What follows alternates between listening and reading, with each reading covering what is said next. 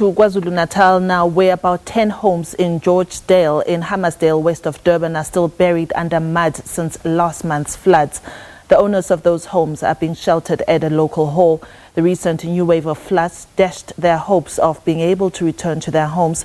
There is stagnant water from an underground pipe that's burst during the first floods, resulting in the homes sinking. My colleague SIMPHIWE MAKHANYA is in Durban and he has more for us on this. SIMPHIWE, what's the latest with regards to this? Residents of Hammersdale Township, which is west of Durban, are still very much living the effect of the aftermath of the devastating floods which took place in April. Behind me, as you can see, is just the trail of destruction that has been left behind here, leaving a number of houses submerged underwater as a result of those, heavy downpours which were experienced in the province of KwaZulu-Natal. Now, the recent rains which took place this past weekend have made the situation even more dire. As you can see, some of the houses that we can see from where we are still very much submerged underwater. But local residents here say it's not only these houses that are visible in the naked eye that have been affected. There are also reports that some houses are basically underneath the water and therefore are inaccessible. As you can see, the road leading to this community where we are has also been, affected. I'm going to ask my colleague Nhlanhla Faso just to give a sense of the situation in terms of the road where we are coming from. And as I do that, I'm going to be introducing two guests who are going to be speaking to us about the effect of these devastating floods. Sisineliso sikubingelele sikwamukele indabeni. Hlasimba siqale nje ngokuthi lokho kwenzeka la ngenyanga edlule ukufika kwalezi ikhukhula kule ndawo. Kwanthinta kanjani njengezakhamuzi la? Kwasithinta kakubi kakhulu bhuti kawuba sisenoloyiko nangoku ngoba asiyazi baxa inophindi ibuye lemvula kuzokwenzekalana ngoba vele sekumoshakale kakhulu, abantu baphulukene nemizi yabo nemiphefumulo, abaninzi salahlekelwa nje izihlobo, bamoshakalele nje, abanye baphelwa imisebenzi, kubi kakhulu. Impilo injani ke manje emuva kwalezi ikhukhula? Impilo imbi bhuti, imbi kakhulu, kunzima ngoba ngoku into eyenzekileyo njengoba kuye kwakhona lemvula, amanzi amile, kwanyanzeleka kuvalwe imigaqo le imoto eziqhele uhamba kuyo zihamba phakathi kuthi zisiqashulela intambo zogesi, asinambani. Kuthi sekufike lo mvula uqonda unoloyiko ngoba kaloku uzomka umke bumnyameni ngendlela ekunetha ngayo imvula.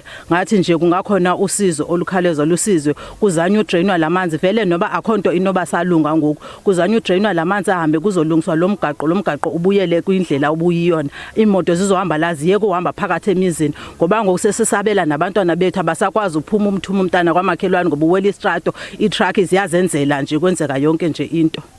Ngiyaqonda ukuthi umuzi wakho wena awuzange uthinteke kulokhu, kodwa useduzane naso lesimo esisibonayo la. Hlasimbe ukusaba kwakho kunjani uma ngabe nibona nje izulu liguquka litshengisa ukuthi lifuna ukuna njengoba nibona umonakalo odalekile la?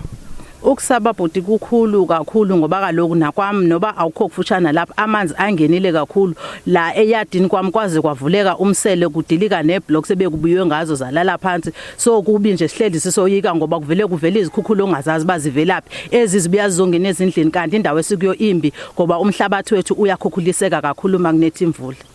Hlasimbe uma ngabe uthi njengomphakathi nidinga usizo, hlobo losizo ongathi niyalidinga kuleli qophelo? Okokuqala nje uhulumende into angasinceda asisize kukuyona ukuba kuzama udrainwa lamanzi noba bayawafunqa noba benza njani nje angabikho, and aba bantu bakufushane kakhulu nale ndawo azama ubasusa abathatha babeke kwenye indawo ngoba kuyafana kuzodrainwa amanzi angabikho, makuphinda kubuya imvula kuzophinde kwenze ngoba indawo eflat amanzi awakwazi uhamba ayema, kuvulwe nele ndawo bilapha leyo phuma amanzi, kodwa nje abantu bazama babasusa azama usibonelela kakhulu. All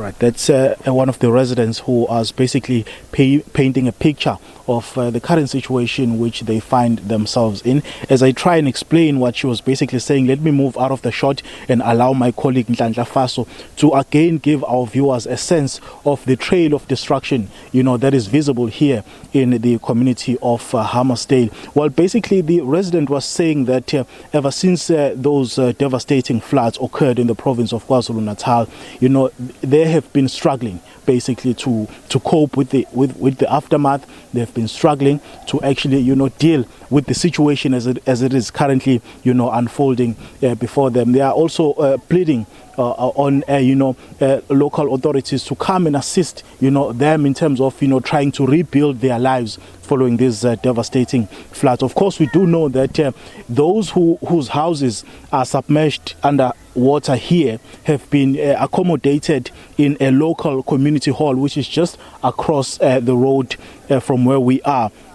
But certainly, many residents are saying that that will not be enough in terms of the plan going forward. But let us also get another resident who is also affected by these floods, just to get a sense also of the situation on the ground. Says asikubingelele sikwamukele indabeni.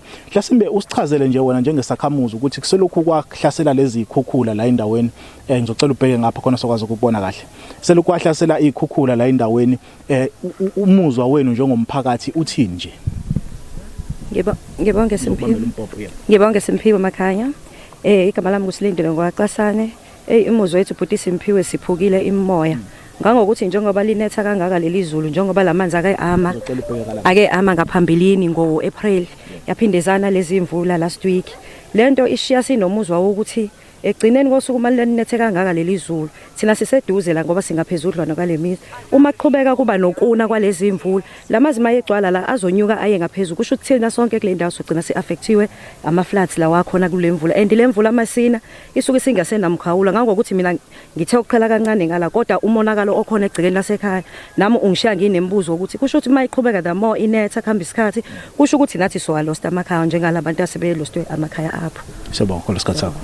Well, that's the situation on the ground. Residents saying that they are now living in fear, after the devastating floods which, took place here in the province of KwaZulu-Natal, leaving a trail of destruction. Thousands of people were left homeless, and those who were able to get the assistance have been, accommodated in local community halls as we speak. But of course, yesterday, the Premier of KwaZulu-Natal was saying that the government is going to be working around the clock to ensure that they deliver the necessary, assistance that is going to be required by these residents who are affected by the floods. It's back to you in Johannesburg for now.